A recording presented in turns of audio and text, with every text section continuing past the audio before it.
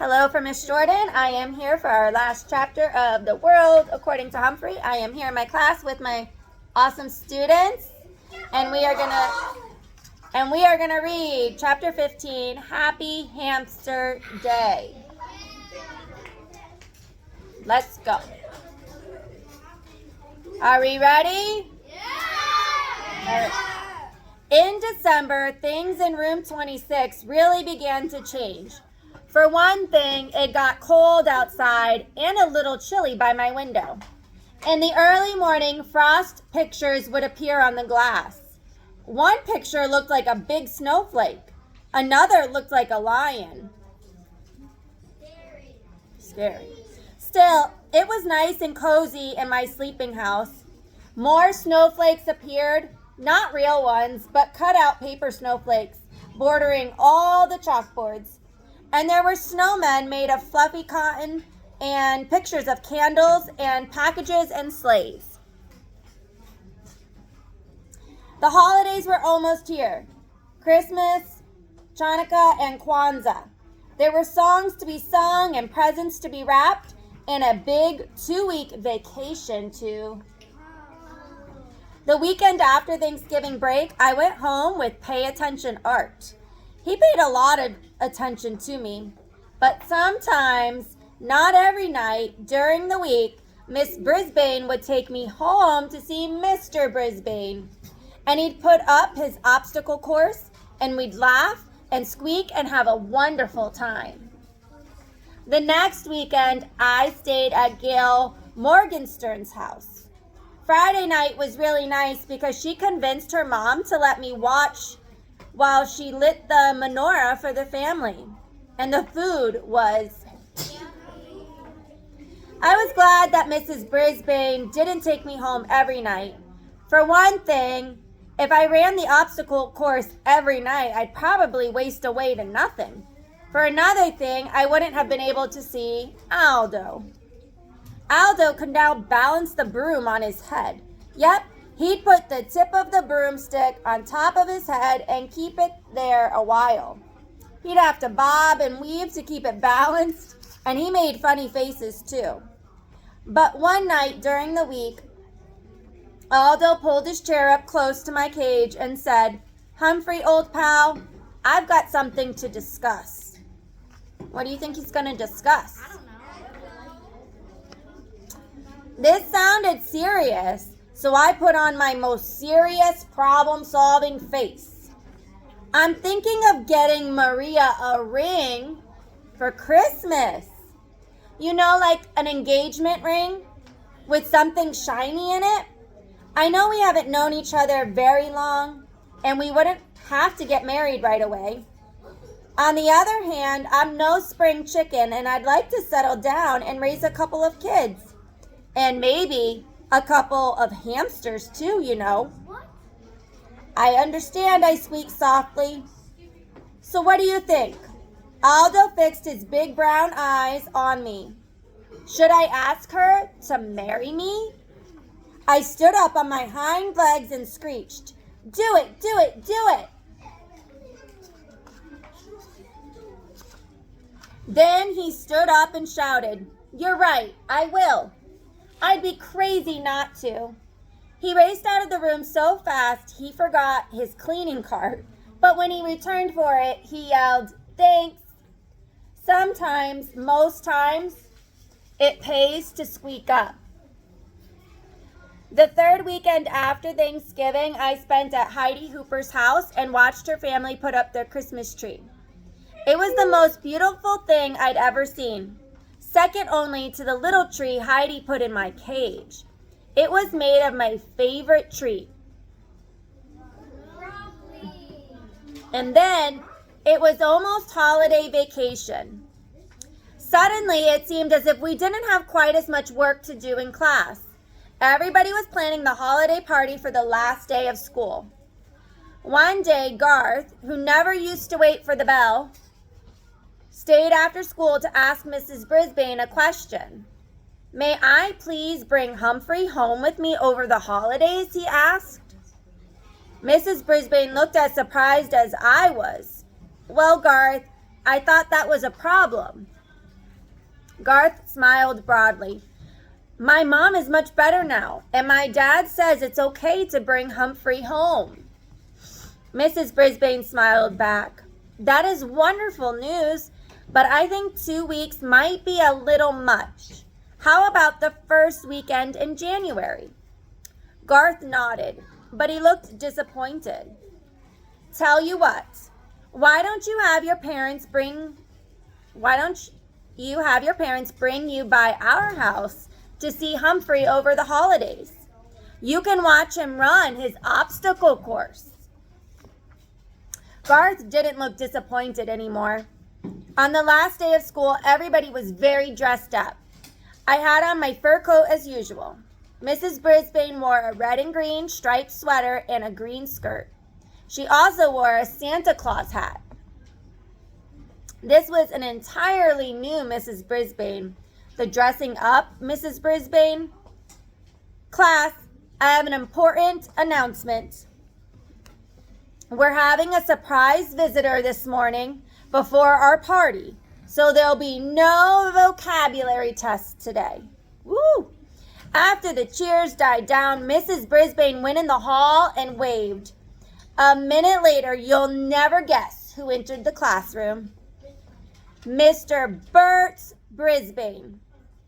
He was wearing a Santa Claus hat, too.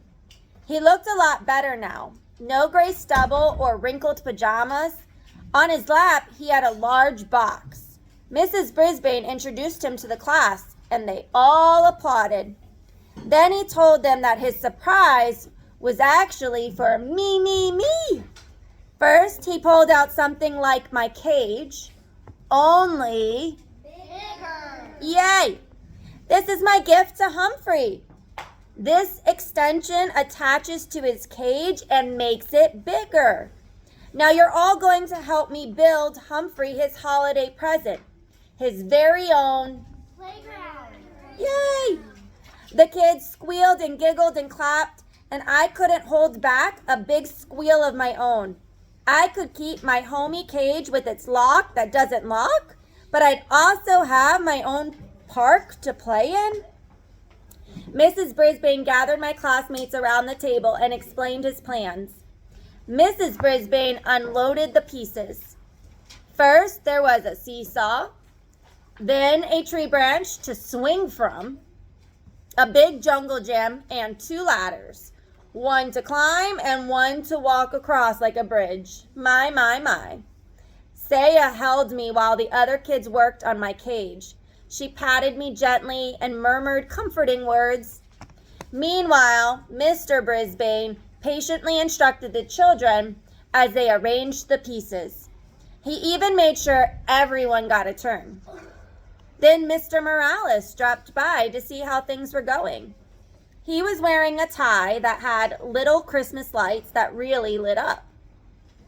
He and Mrs. Brisbane stood behind the children watching as my playground took shape.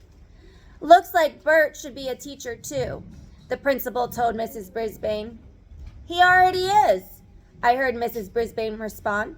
He just started teaching arts and crafts to seniors and kids at the community center. So he's made a new start, said the principal. Thanks to Humphrey. I believe those words were the best present I could ever have. Guess what I got my kids for Christmas? The principal asked. A hamster. Maybe it's a present for me as well. I think my papa will enjoy it too. When Saya put me back in my cage, everyone watched as I raced it to my new playground, climbed the jungle gym, made a leap to the tree branch, and jumped over to the seesaw. Now I could have recess anytime I wanted. Whoopee! Just then, the room mothers arrived with cupcakes and juice. While they passed the food out, Saya and Miranda slipped quietly out of the room. A little while later, Mrs. Brisbane announced that she had another surprise. Gifts for the class. The door opened and in came Miranda and Saya wearing red dresses trimmed in white fur, not real fur like mine, and white fur hats. They each had a basket filled with small presents, and they danced around the room singing a song about the wonders of winter while they passed the gifts out. When the kids opened their packages, they each found a keychain with a small furry toy hamster attached. Aw. The hamsters came in all colors: red, green, purple, gold, silver. Nice. The room mothers presented Mrs. Brisbane with a gift, a pair of red earrings, which she put on right away. I already thought it was a perfect day, but it wasn't really quite perfect until Mr. Morales peeked out into the hall and announced that he had a big surprise. I wasn't sure we could stand many more surprises. And then she walked in. The biggest surprise I could imagine. Oh, I might cry. Miss Mac was back. Oh, she was wearing a long flowered skirt and a bright red blouse, and she had a butterfly in her hair. Not a real one, of course. She also had a huge canvas bag with her. "Remember me?" she asked with a smile. My classmates were thrilled, and they all rushed to her side. I was so surprised, I was positively squeakless. Mrs. Brisbane made everyone sit down again and asked Miss Mac, of course, she insisted on calling her Miss McNamara, about her travels. Miss Mac told us about the rainforest and teaching in a school in Brazil. Then she opened her bag and took out a stack of holiday cards. Her Brazilian students had made a card for each child in room 26. While my classmates were sharing their cards with one another, Miss Mac came over to see me at last. "Well, I can see by your cage that you've done very well for yourself," she said with a smile. "And here I thought you'd be pining away for me." "I have," I squeaked. She reached into her big bag. "And I have a present for you, but don't tell anybody." She pulled out a brand new tiny notebook with blank pages, lots of them, and a new tiny pencil with a very sharp point. "I thought you might need this." Then she tucked it behind my mirror. Miss Mac stared at me a little longer, then softly said, "I've seen a lot of creatures in a lot of places in the last few months, but you're still the handsomest and smartest of all." Yes, yes, yes. "And don't worry, I'll be back to see you again." She was still the same wonderful Miss Mac. I'd follow her to the ends of the earth, I thought, or at least to Brazil. But then it hit me. As much as I love her and she loves me, Miss Mac doesn't need me. Not as much as the Brisbanes in my classes and their families do. Maybe that's what Miss Mac was thinking when she left me in room 26. This is where I belong. All too soon, the bell rang. School was over for the day. School was over for the rest of the year. My head was reeling from all the surprises and excitement as we headed out to the car. In the parking lot, Aldo raced over to greet us and wish us happy holidays. He had come to pick Richie up. "I hope you have a very happy holiday too," Mrs. Brisbane told Aldo. Aldo grinned until his huge mustache shook like Santa's tummy. "I'm sure I will. You see, I just got engaged. I'm going to get married." "Yahoo!" I squeaked with delight. Aldo leaned toward me. "Thanks, my friend." That night at the Brisbane's house, there was one more surprise. The doorbell rang and a very tall and good-looking young man appeared. He was wearing a Santa Claus hat, but he wasn't Santa. He was Jason, the Brisbane's son. He'd come all the way from Tokyo to surprise his parents. They were so happy to see him, they both cried just a little. I almost cried too. Soon the house was filled with friends and neighbors, and Mrs. Brisbane played piano while everyone sang carols and drank hot cider. I nibbled on raw apple and squeaked along. Our last page. Later that night, when the house was quiet, I thought about all I'd done in the months since I had left Pedorama. I didn't know anything about the world then, but I've sure learned a lot. I can read and write, and I know all the state capitals. Just ask me one. I learned you should never ever turn your back on a dog, and that it's a good idea to turn off the TV once in a while. I found out kids have problems, and so do teachers and principals. Sometimes all people need is a little encouragement. Most of all, I learned that one small hamster really can make a difference. To make a big difference, yeah. Good catch, guys. I decided to write down some of the things I've learned from my adventures. But there was just one more line left in my first notebook. So I thought, and then I scribbled down exactly what I was feeling deep in my hamster heart. Joy, joy, joy to the whole wide world, and that includes you. From Humphrey. Woohoo! Let's give it a round of applause. Yay! Thank you for reading The World According to Humphrey with me.